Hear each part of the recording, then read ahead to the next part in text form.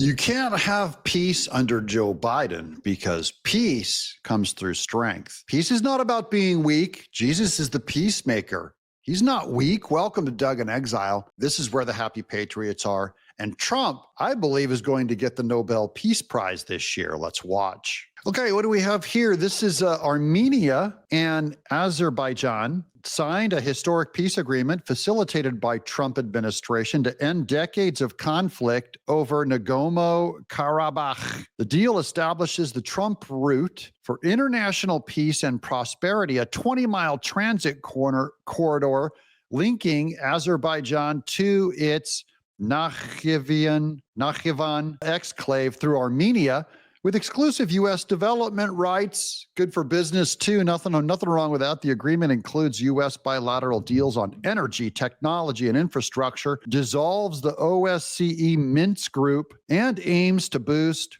regional trade and stability. First, I want to get a look at this corridor here. Okay, that's a map. Okay, and here's the video.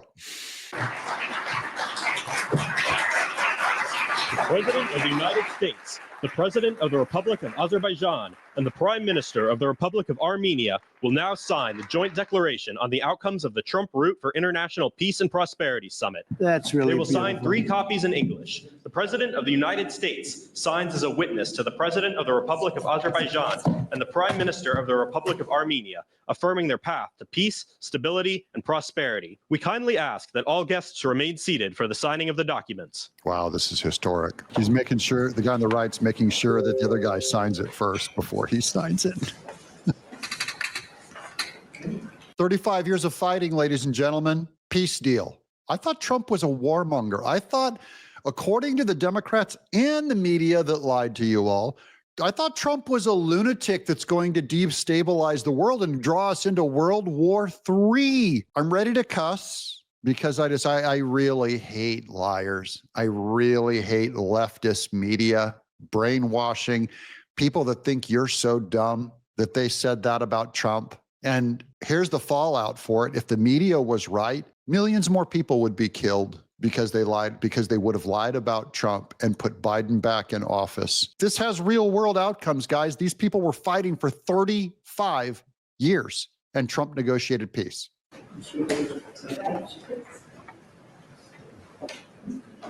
I believe that's the lovely Monica Crowley handing out and picking up these signed. They all have to sign the documents, pass them around.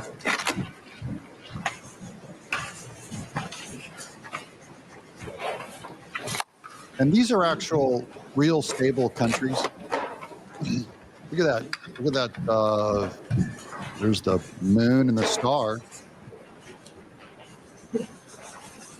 Their people will obey this peace treaty. That is so great. And we'll hold up. How about holding up that document? Yeah. Show them how to take a picture, Trump.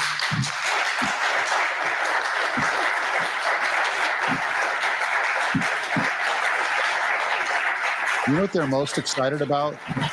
The business deals with Trump. This is about statecraft. And yes, you do use your business deals, the American economic engine, to manipulate other countries into peace. What's a better, more moral use of business? America's buying and wanting to get into technology, mineral rights, right of passage. This is statecraft, guys. Trump is we've gone over this already yesterday quite a bit. Trump is a genius on this statecraft stuff. Now, so here's more about Trump's muscular abilities. This is President Taz. Maybe we agree with Prime Minister Pashinyan to send a joint appeal to the Nobel Committee to award President Trump with the Nobel Peace Prize. Watch this. Can I have a suggestion? Yes. So maybe we agree with Prime Minister Pashinyan to send a joint appeal to Nobel Committee to award President Trump with the Nobel Peace Prize, because Barack Obama got a Nobel Peace Prize and shot a 14-year-old Somali pirate in the face. He didn't bring peace. Let's see, Al Gore got one, I believe, for Inconvenient Truth, for a giant lying documentary that brought no peace. He's humbled.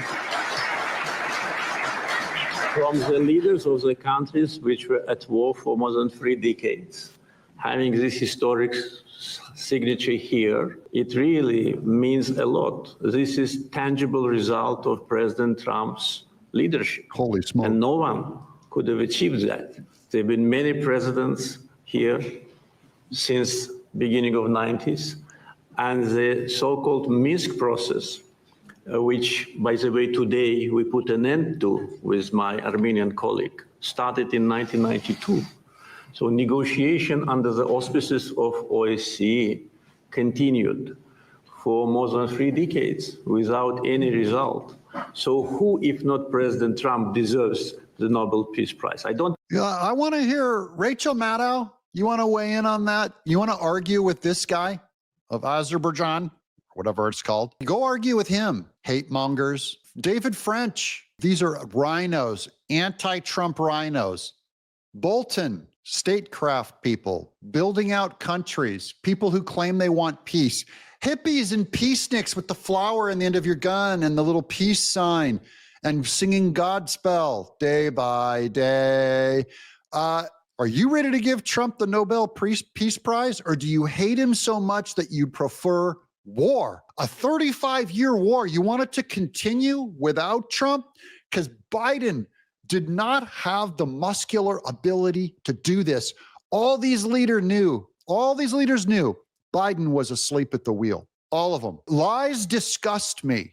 Trump should get the Nobel Prize. We're going to continue to make that case here. Here's more from Tulsi Gabbard. Great stuff here. She credits Trump for bringing peace to Armenia and Azerbaijan. It's a truly historic day. And, you know, under this president's leadership, this historic peace deal has been truly made into reality. When people actually go back and look at the history, you hit the high points there. These two countries have been in some form of conflict, sometimes very bloody, other times a very tense situation where conflict could spark out again at any moment for over 35 years. So for this event to happen today, again, President Trump said in some of his remarks today that his aspiration, his greatest aspiration as president, is to bring about peace and stability. This is yet another example of his effective leadership that brought these two leaders together in a way that hasn't happened.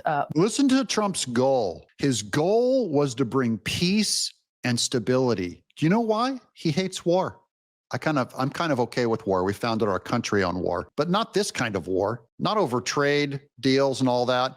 Trump hates war. Was it Teddy Roosevelt said, I hate war. My wife hates war. Trump hates war. He talked about it with, we're going to get into Putin and what's his face, Zelensky. Trump, he was the first to say, like, I don't like seeing the young men dying on both sides.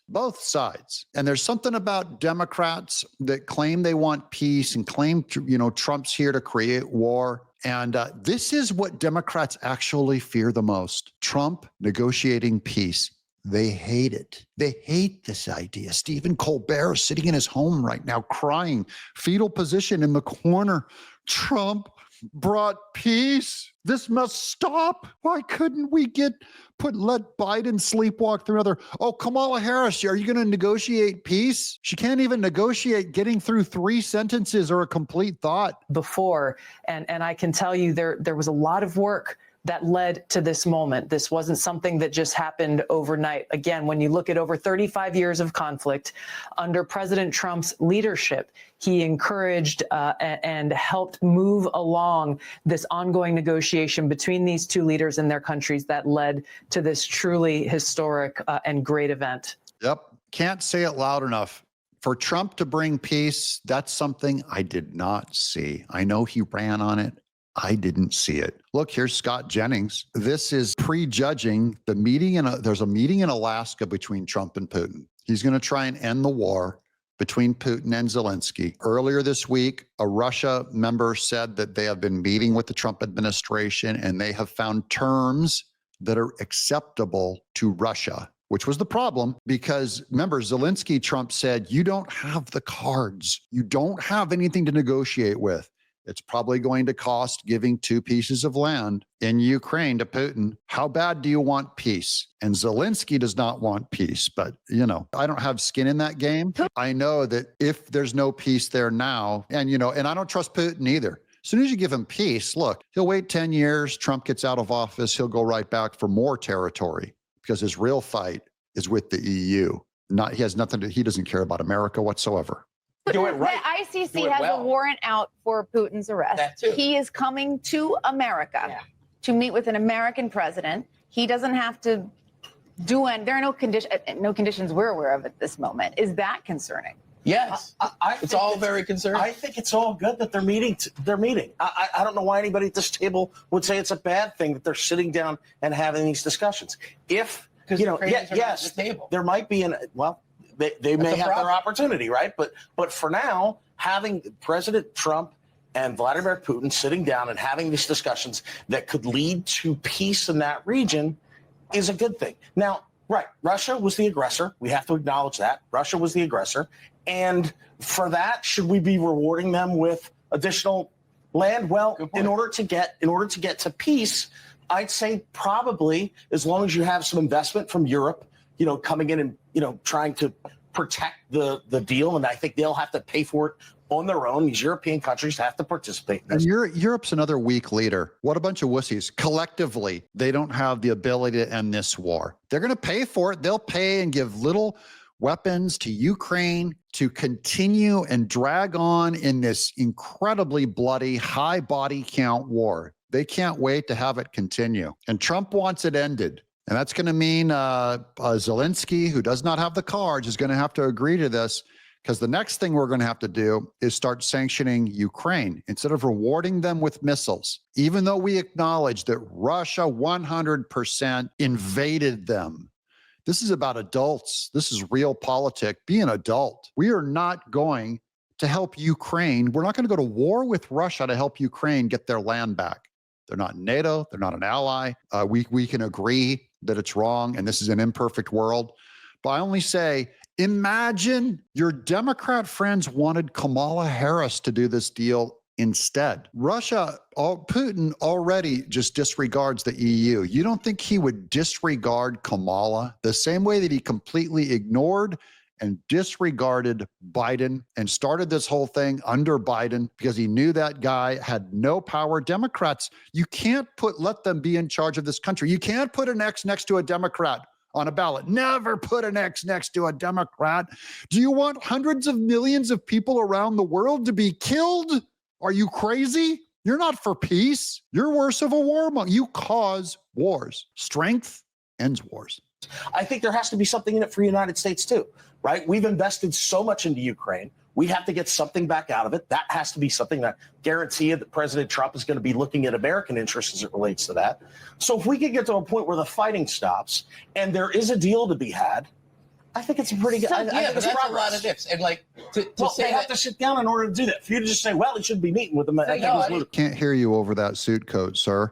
Let's get on to Scott Jennings for some little more color on this thing. Failure a week before the meeting even happens is we sit up totally irresponsible. No, CNN is rooting for the failure of this meeting with Putin. That just goes to show they hate. CNN is against peace. They would rather have war than have peace if it's negotiated with Trump, because Democrats only care about maintaining power.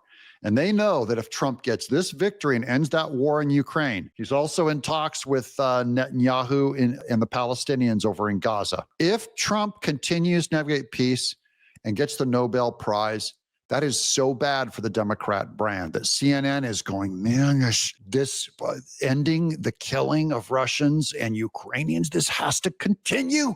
We have to keep funding it. National Review, John Podhoretz, we have to keep sending them missiles and bombs and firing them deeper and deeper into Russian territory until Russia realizes or finally stands up to us for conducting a proxy war. We are conducting a proxy war against Russia. Russia knows. This also ties into that whole thing with India, Trump's brilliant tariffs against India, because India was getting their oil from Russia, buying it from Russia, right? And then Russia had fuel, and then we give missiles to Ukraine to fight Russia.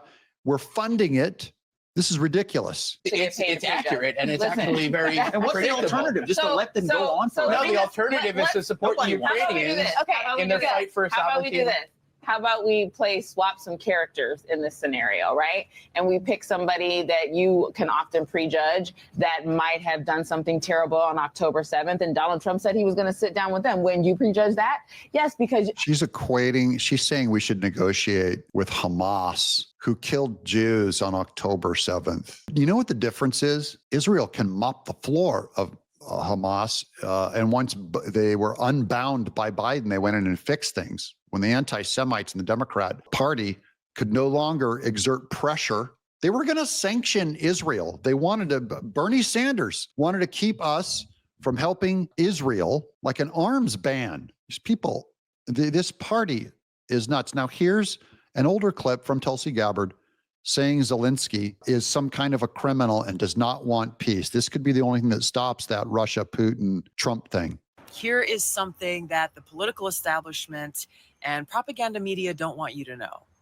Ukraine's President Zelensky has just banned yet another political opposition party, one that questioned his legitimacy as president, and used Ukraine's Department of Justice to mandate the seizure of this party's members' assets. Zelensky, they don't even have a vote anymore. They're not a democracy or a constitutional republic, for those who want to get technical. Not that they are. But I mean, he doesn't want an election. He's in trouble, though. He needs to go away. Anyways, here's election wizard. President Trump's decision to meet Putin in Alaska is a smart America first move. It sidesteps the EU's weak, flaccid Biden Kamala Harris-like influence, which is no influence at all. Enmeshed in its own geopolitical priorities and globalist interests, the EU is an unsuitable venue for facilitating direct and productive U.S.-Russia dialogue. This is kind of the benefit of Trump staying out of it.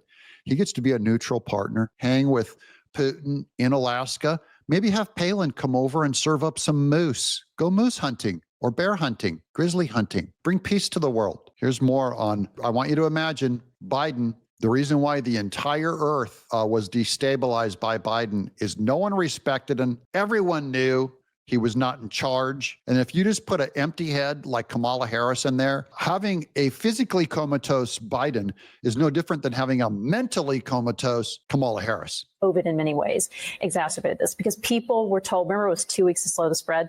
Everyone was told that. And that was what the experts told us. We believed it. And then, of course, well, they didn't know it was an evolving crisis, but people then were very distrustful of what was happening because everything was being changed to them constantly. Then we had the Biden administration where a lot of people, the average lady on the left, look at her over there, Martin Sheen, Charlie Sheen.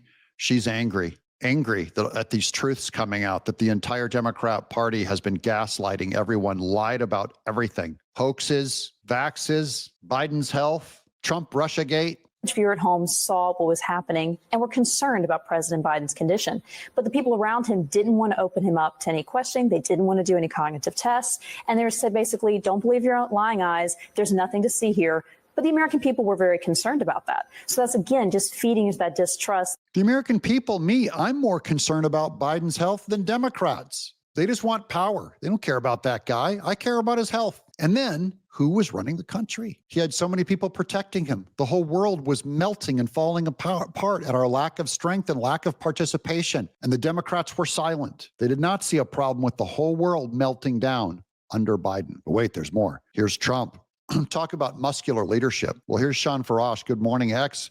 Looks like President Trump will be announcing his plan to federalize Washington, D.C. on Monday. This should be known as Operation Big Balls. Sorry for saying balls. Sorry. Operation Big Balls. Here's Trump. This is about muscular leadership, and this is going to have far-reaching consequences. Check this out. Trump says on Monday, a press conference will be held at the White House, which will essentially stop violent crime in Washington, D.C. It has become one of the most dangerous cities anywhere in the world. It will soon be one of the safest. Thank you for your attention to this matter, President Donald J. Trump. What's that mean? He's militarizing Washington, D.C. They're going to come in and save this place so that there won't be another Big Balls incident where an 18-year-old kid named Big Balls got the crud beaten out of him by 10 gang members, 15-year-old gang members, and he would have probably died if the police didn't come along in time. Trump, this is muscular leadership. By the way, this begs the question, if Washington, D.C. can be cleaned up and instantly end its crime rate to go from the most dangerous city in the world to the safest, this is what I believe this strategy is, and we're starting it right here. You haven't heard it anywhere but right here on Doug In Exile. I'm a barely literate comic book artist. I make video games, and I figured this thing out. If you can end crime in Washington, D.C., on day one, why couldn't you also come in, have a state, invite Trump to end crime instantly in Los Angeles, in San Francisco, in Chicago, in New York, in Memphis, in Detroit, go into high crime areas, instant end to the crime. That's what I think this is going to prove, because if you can do it in Washington, D.C., why couldn't you do it elsewhere? And once again, Democrats are going to be advocating and defending violence and protecting violence because they want power, all because they can't give Trump a win. But wait, here's some insight into Trump's personality. I really love this one on Scott Bissent.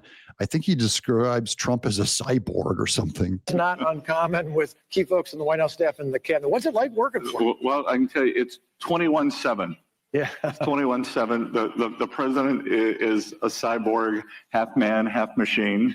And he, not only does he have incredible energy, he has incredible ideas.